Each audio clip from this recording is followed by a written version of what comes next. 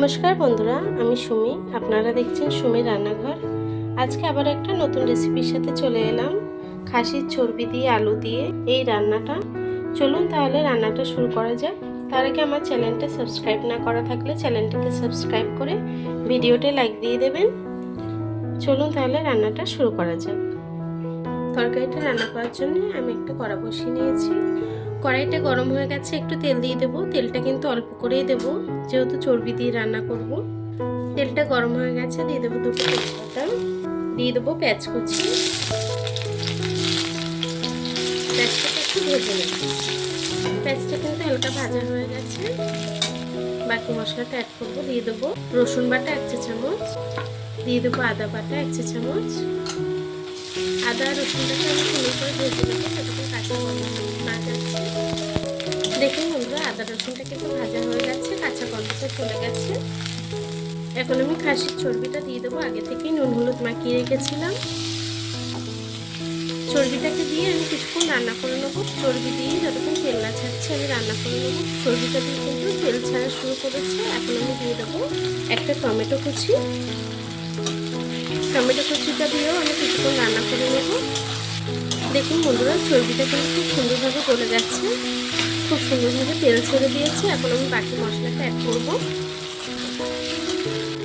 দিয়ে দেবো জিরের গুঁড়ো 1 চা চামচ, দিয়ে দেবো ধনের গুঁড়ো 1 চা চামচ, দেবো গোলমরিচের গুঁড়ো 1 চা চামচ, ঝাল লঙ্কার গুঁড়ো দিয়ে দেবো। যতটা ঝাল আপনারা পছন্দ করেন ততটা দেবেন। আমি 2 চামচ দিয়ে দিলাম। দিয়ে দেবো হলুদ গুঁড়ো 1.5 চা চামচ, দিয়ে দেবো স্বাদ মতো নুন। সব কিছুকে একসঙ্গে কষিয়ে রান্না করে নেব। দেখুন বন্ধুরা, মশলার সঙ্গে চর্বিটা কিন্তু খুব সুন্দরভাবে কষানো হয়ে গেছে। এখন আমি আলুটাকে অ্যাড করব। দিয়ে দেবো আলু।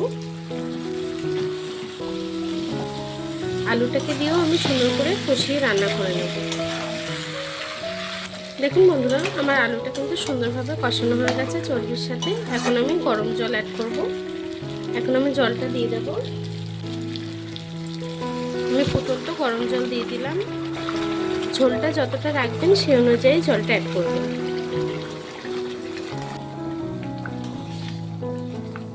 এই তরকারিটাকে আমি আরও কিছুক্ষণ রান্না করে নেব। দেখুন বন্ধুরা, তরকারিটা কিন্তু ফুটে গেছে।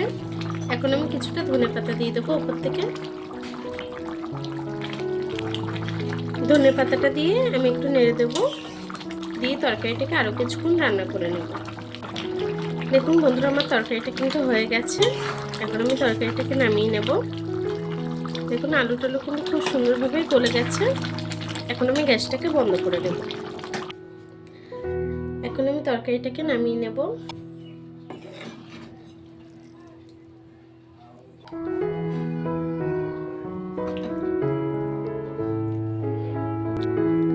দেখুন বন্ধুরা, আমার তরকারিটা কিন্তু হয়ে গেছে খাসির চর্বি দিয়ে আলু দিয়ে।